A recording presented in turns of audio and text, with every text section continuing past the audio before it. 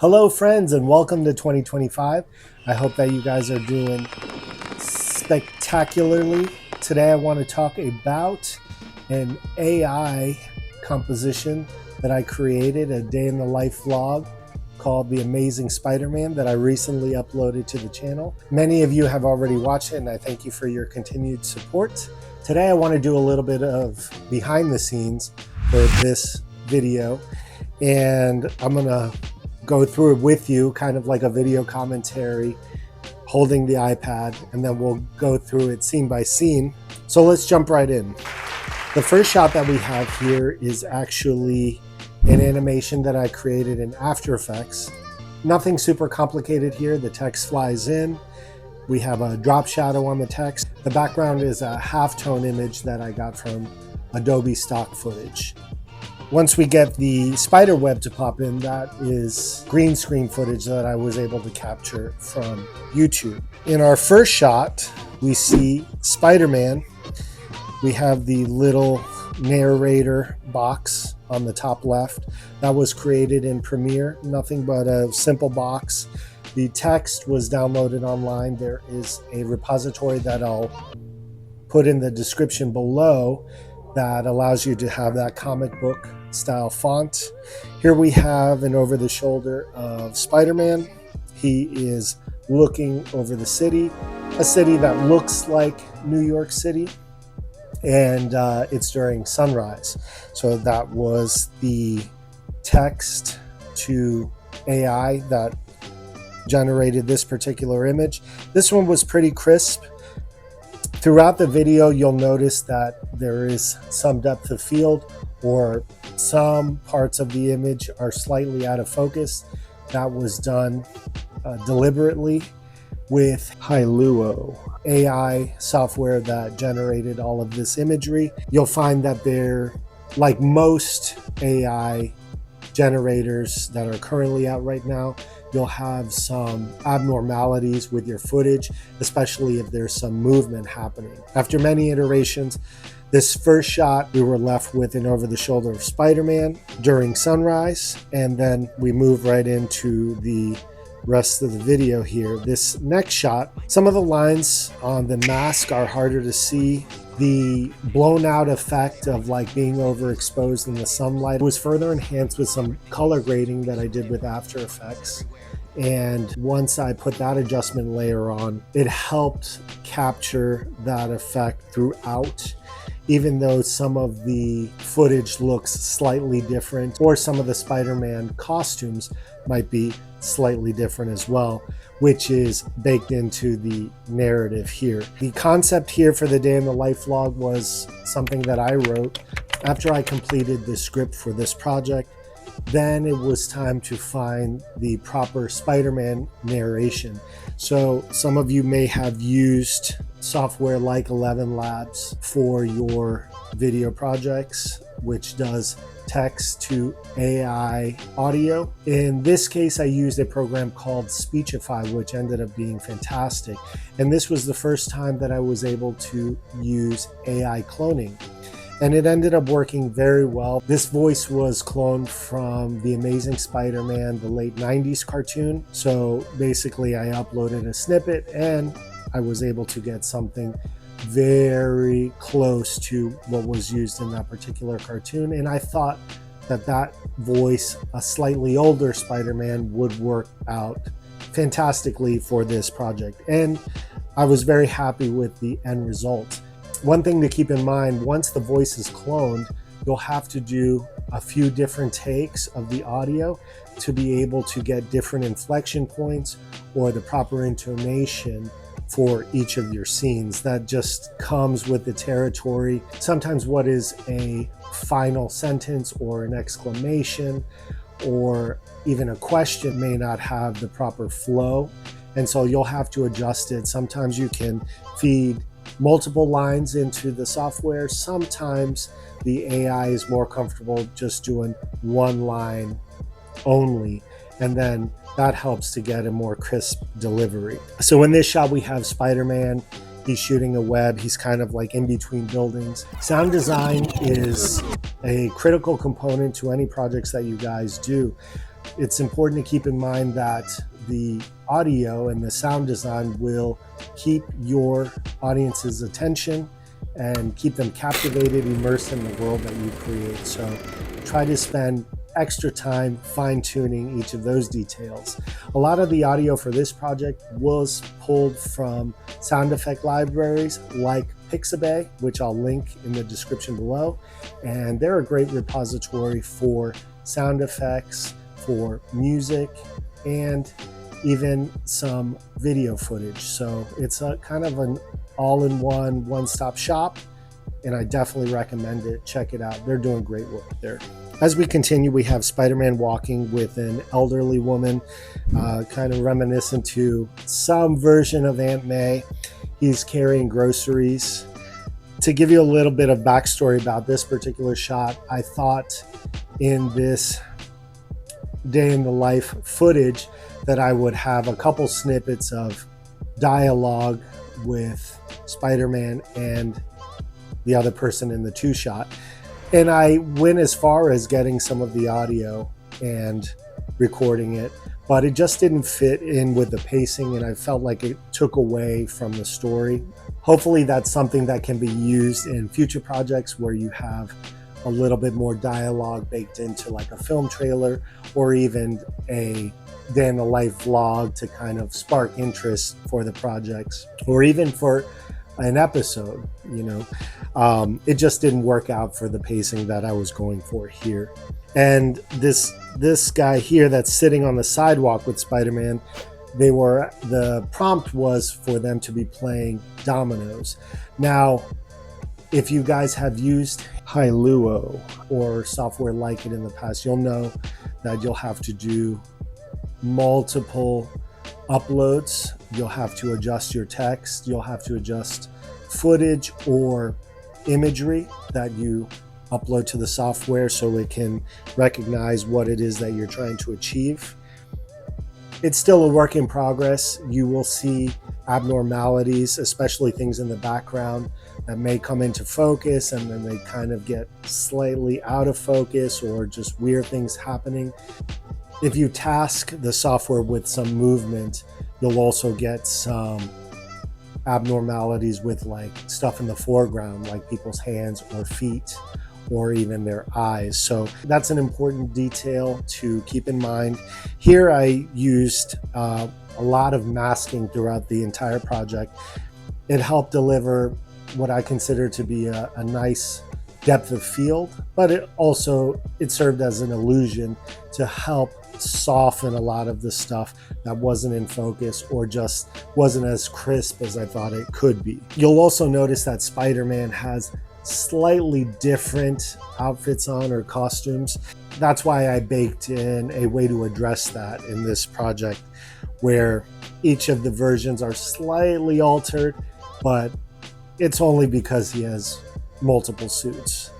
In this shot, we have a heads-up display, something that I pulled from green screen footage online, and then I manipulated it in 3D space to kind of fit what I was going for here. I thought it would be funny to have Spider-Man see some of that stuff, like the Stark suit that you see in the No Way Home trilogy series with Tom Holland.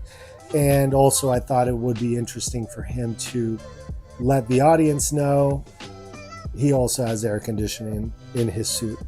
So same kind of effect here with this shot, where we have the heads-up display or some graphic on the chest, on the spider on the chest, slightly manipulated in 3D space to capture that. One of the notable elements of this entire project was that getting a lot of action in the prompts was very difficult as of the time of this video. So we have Spider-Man hanging out on this wall here. There was a lot of prompts that included Spider-Man trying to climb up a wall, impossible. Spider-Man trying to swing from web to web. I had the utmost difficulty. I could never achieve that effect. Another one was Spider-Man doing a flip. Also, it would just, the Spider-Man looked like a deflated balloon when it was all said and done. This whole project, which was about a minute long, ended up being about maybe 150 shots altogether. At this moment, you have to be prepared and be patient to let the software try to give you the best imagery possible, but also think about the project as a director. What do you want the audience to see? What kind of story are you trying to tell? Does it fit the narrative, and does it fit the pacing that you're going for? Sometimes you may get a shot that doesn't quite fit, or you don't really know if it's usable. But if you're creative and have some imagination, you might be able to make it work. You might be able to crop the image. You might be able to do something completely different than what you had originally envisioned. But this is all about being creative. You are the director on these projects. So here we have an over-the-shoulder shot of Spider-Man working on one of the suits, and this was done in an effort to further reinforce that this particular suit that he has is different from the others that we see in the project. Here we have the heads-up display, another portion of it, so that the audience can see what Spider-Man is seeing in his suit. And we just did a little bit of masking, so as he runs through it, it looks like he actually came through it, and it made for a more dynamic shot. Subtlety is sometimes the best effect that you could have. Throughout the project, I tried to color grade on one adjustment layer all the way through, and so hopefully I captured a uniform tone. At least that was the intent for the duration of the project. If we just go back ever so slightly, I don't know if I'll be able to capture it, but I'll show you guys the shot that follows the air conditioning mode enabled. It's one of those shots that I didn't think was usable. I went ahead and used it. I figured, hey, this could be something that was captured with a cell phone that was out of focus, and we have Spider-Man swinging. But in reality, that shot was no good. It would have made the cutting room floor, just wasn't usable. But with a little bit of ingenuity, we made it work. Then we have the little sequence of Spider-Man swinging. You'll notice that the background, you'll notice around the arm and some of the spider web out of focus. That was done deliberately because the background would slightly go out of focus as he moved in the foreground, and then the hand sometimes would go out of focus, or there would be some abnormal stuff going on like morphing or shifting, and so the Gaussian blur and the masking helped soften that so it wasn't so distracting. Now the shot where we have him a little bit closer, this shot here ended up being pretty high quality, which was wonderful. The clouds in the background were also very crisp. So what I ended up doing is putting some motion on the clouds themselves. So with the movement of Spider-Man in the foreground and a little bit of movement of clouds in the background, it makes the shot a little bit more interesting than what was originally there. And then of course, you know, I went in a little bit tighter, more of a close-up, had some buildings in the background, but I said that's not really serving anything here, so we'll just tighten this up as much as we can. And then this was the shot we were left with, and here was just, I thought was comical. This was supposed to be one of those shots where Spider-Man was climbing up a building, one that didn't work the way that I had anticipated, but I thought was comical because you have webs around him and it seems like he's just kind of posing. So we repurposed it and we made this one work, and he's talking to the camera directly, so it ended up being a cool shot. The shot of Spider-Man in the park feeding the birds, that ended up being something that I had Spider-Man in a Central Park type of setting, and I just thought it was very awkward and very strange for him to just be sitting by himself staring off into space, or just staring at other people without really doing any kind of action. So I landed on the idea of having him feeding the birds, and that made for a much more interesting shot here. And the quality of the birds surprisingly ended up being very good as well, and so this is what we were left with. I tried to work around some of the morphing with the hands and the actual bird feed. So outside of that, with some anomalies in the background, it ended up being a really cool shot. It's probably one of my favorite shots of the project. This one here, we have Spider-Man doing a chase, and I thought it would be so cool to introduce a street level villain. This villain could be the Lizard, at least that's what my intent was, but we're not really sure. It does look like Dr. Connors. I'll leave that up to the audience to decide. In any case, it was pretty cool how this shot ended up working out, and we have a little bit of a chase. We introduce a villain, and we have the street level world that Peter Parker is in.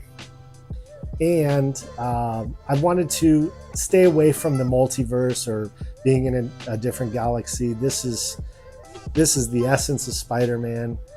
This to me was the most interesting part about Spider-Man when I was growing up and reading the comics and watching the cartoons, is that he stays in his own world, helping out the local people in his neighborhood, in his city. So here we are.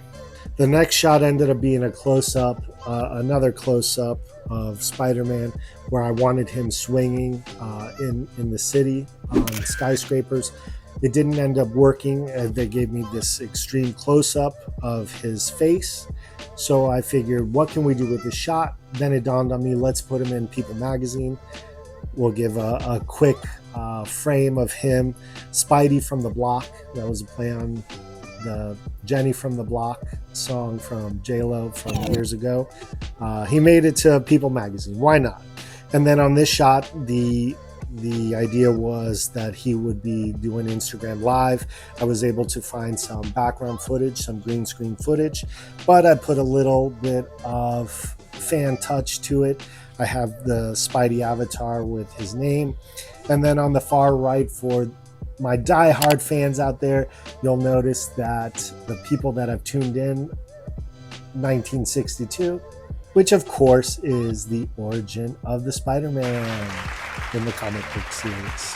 And then here we did multiple iterations, multiple prompts with Spider-Man working in a pizza restaurant, and finally nailed it with him giving the pizza to a customer.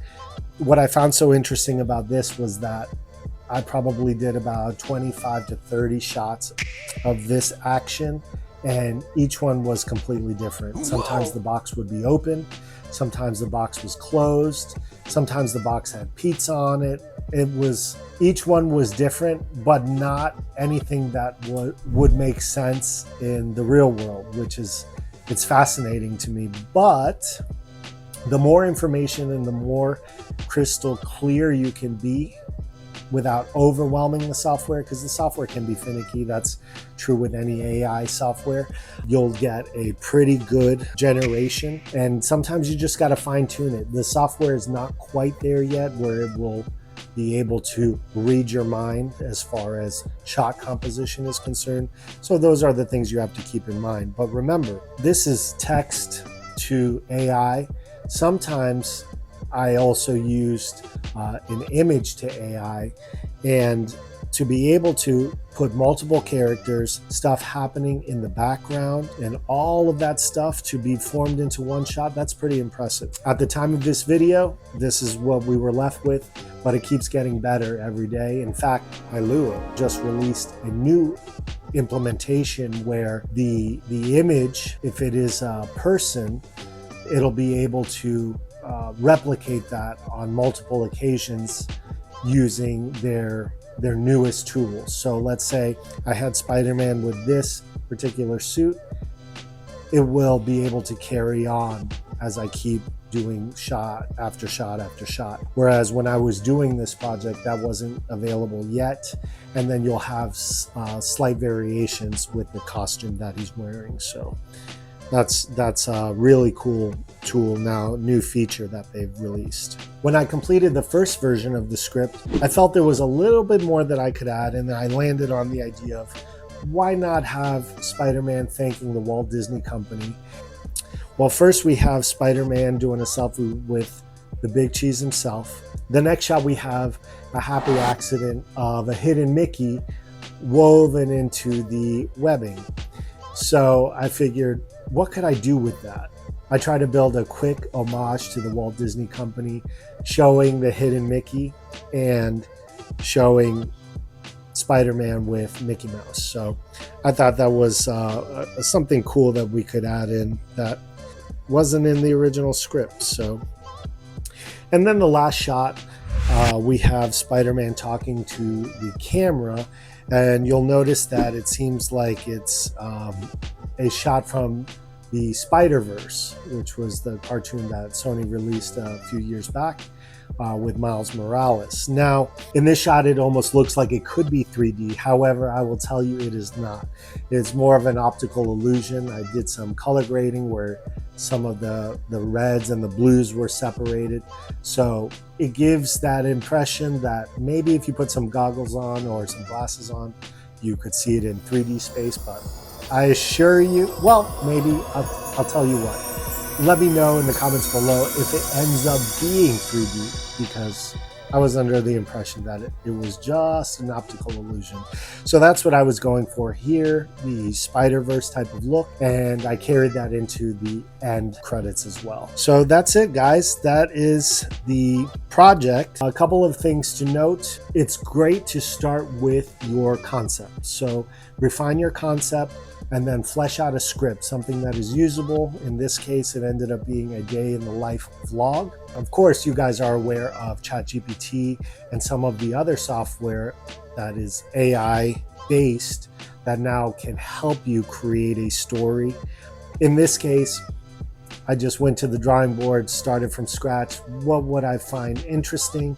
I knew that I wanted to do a Spider-Man project and use this software basically used for the whole project. And then from there, I had something to tailor each of the shots and kind of take it shot by shot and scene by scene and see how was this all going to get stitched together. And I was pretty happy with the end result. I hope that you guys were as well. The other things to note, so with Speechify, a little bit of editing, a little bit of fine tuning, it was all able to come together and make this project. So this one was a lot of fun. I think that we're growing leaps and bounds with regards to the AI space. If you guys have seen my short Star Wars trailer that I did a couple years ago, I believe it's been a couple years ago now, the software keeps getting stronger and stronger and the AI gets smarter and smarter. So this is all fantastic. You'll be able to direct your own pictures, create your own stories, make your own series. There is no time like the present to be in the creative space, and I hope that this project inspires you to do something great. And I can't wait to see it. Until the next time, guys, have a fantastic day, and we'll see you soon.